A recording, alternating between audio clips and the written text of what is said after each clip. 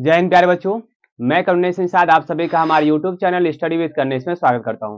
प्यारे बच्चों, आज हम लोग पढ़ने वाले हैं प्रकाश का परावर्तन टॉपिक। 2 से 3 मिनट में ये आपको समझ में आ जाएगा। हम आपको लास्ट में इसका प्रैक्टिकल भी करके दिखाएंगे कि कैसे प्रकाश का परावर्तन होता है। तो सबसे पहले समझते हैं परावर्तन के बारे में बच्चों। परावर्तन का मतलब होता है क्या कि टकरा कर वापस आना।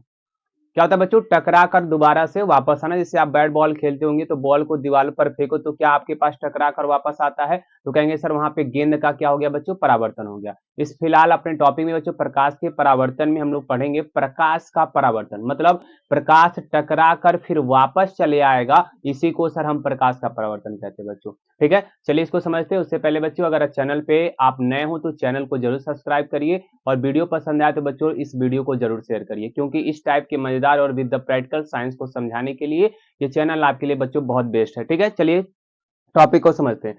सबसे पहले प्रकाश का परावर्तन बच्चों, इसका डिफिनेशन लिख दिया गया। हमने समझा दिया कि परावर्तन होता क्या कि टकरा कर वापस आना। ठीक है, इसमें क्या लिखा गया है कि जब भी कोई प्रकाश है सर, ठीक है ना, किसी चिकने सतह पर गिरती है, कोई भी चिकना सतह हो गया, चिकना सतह बच्चों हम दर्पण ही लेते हैं, ठीक है, तो वह टकराकर उसी माध्यम में उसी कोण से वापस लौट जाती है। इस घटना को प्रकाश का बच्चों क्या कहते हैं? परावर्तन कहते हैं।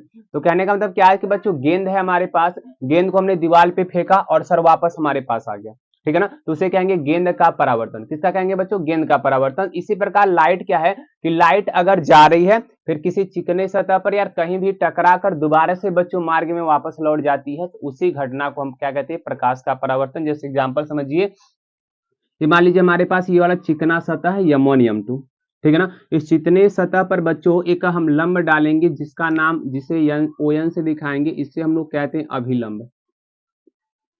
क्या कहते हैं बच्चों? अभिलंब कहते हैं, ठीक है ना। अब देखिए ये जो किरण है, ये किरण आ रही इस O पॉइंट पे गिर रही है और यहाँ पे टकराने के बाद सर ये क्या हो रहा है? इधर से वापस चला जा रहा है।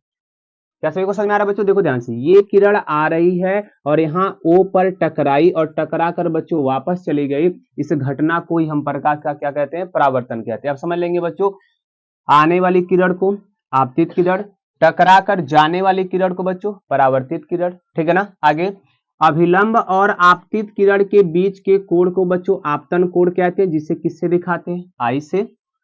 अभिलंब तथा परावर्तित किरण के बीच के कोण को क्या कहते हैं बच्चों? परावर्तन कोण, जिसे किससे दिखाते हैं? आर से, ठीक है ना। अब इन दोनों के बीच में अगर बात करते हैं आई और, अभी आगे किया जाएगा, इस ओ को देख लेते हैं बच्चों, जहां पर ये आपतित किरण, अभिलंब और परावर्तित किरण तीनों एक बिंदु पर मिलते हैं, उस बिंदु को बच्चों हम कहते हैं आपतन बिंदु। क्लियर बच्चों? ये प्रकाश का परावर्तन आपके एग्जाम में 4 नंबर में आता है। आपको इतना लिखना है और फिगर बनाना है। नीचे बच्चों इसके 2 नियम है, दोनों नियम को समझ लेते हैं, फिर उसके बाद हम प्रैक्टिकल करके आपको दिखाते हैं, ठीक है। आपतन कोण परावर्तन कोण के बराबर होता है बच्चों सदैव, मतलब ये जो आई है सर ये आर के बराबर होगा। यहाँ पे लिखा गया बच्चों उसी माध्यम में उसी कोण से, यानी जिस कोण से ये आया रहेगा अभिलंब के साथ, उसी कोण से ही सर ये वापस भी चला जाएगा। क्लियर हुआ? दूसरा कह रहा है सर आपतित किरण, आपतित, ये अभिलंब रहेगा बालक यहाँ पे, आपतित किरण, अभिलंब तथा परावर्तित किरण तीनों सर क्या होते हैं? एक ही तल में। तल का मतलब अगर सर ये व्हाइट बोर्ड है तो क्या तीनों बच्चों एक ही व्हाइट बोर्ड पे दिख रहा है? ये नहीं ना कि ये एक दूसरा है दूसरी दीवार पे चला गया, एक वाला सर दूसरे तल पे, ऐसा नहीं है। तीनों सर एक ही तल पे उपस्थित रहेंगे, ठीक है। तो परावर्तन के 2 नियम हो जाएंगे। पहला आई बराबर सर आर होगा और दूसरा बच्चों तीनों किरण एक ही तल में होंगे। कौन कौन? आपतित, परावर्तित तथा सर अभिलंब, ठीक है बच्चों।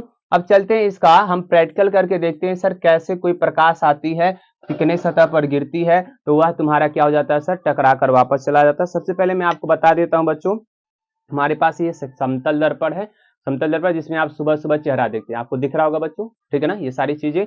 और ये भाई देख लो पीछे का सतह क्या हमारा पेंट किया गया। और बच्चों एक हमारे पास क्या है? लेजर है, ठीक है, जिससे प्रकाश की किरण निकलेगी। तो हम आपको समझाने के लिए लाइट को बंद करना पड़ेगा, ठीक है ना, फिर इसको समझते हैं। लाइट बंद किया जा रहा है बच्चों और इसको देखते हैं कैसे प्रैक्टिकल होता है।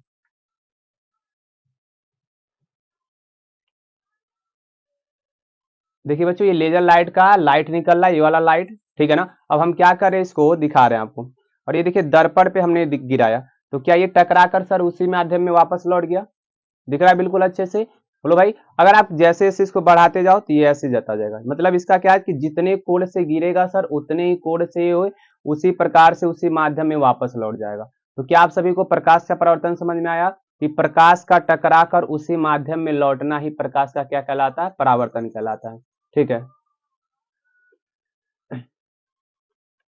अब बच्चों थोड़ा बहुत दिख रहा होगा आप लोग को, ठीक है ना, थोड़ा बहुत दिख रहा होगा। तो देखो ये जो किरण आ रही है, ये वाली किरण जो आ रही बच्चों यहां से, तो जहां पे गिरी इसको आपतित किरण कहते हैं, टकरा कर जो वापस जाएगी बच्चों उसे क्या कहते हैं, परावर्तित किरण कहते हैं। ठीक है ना, इस प्रकार से आप प्रकाश के परावर्तन को बहुत अच्छे तरीके से समझ में आया होगा बच्चों। ऐसे ही मजेदार वीडियो को प्रैक्टिकल के साथ समझने के लिए चैनल को जरूर सब्सक्राइब कर लीजिए बच्चों।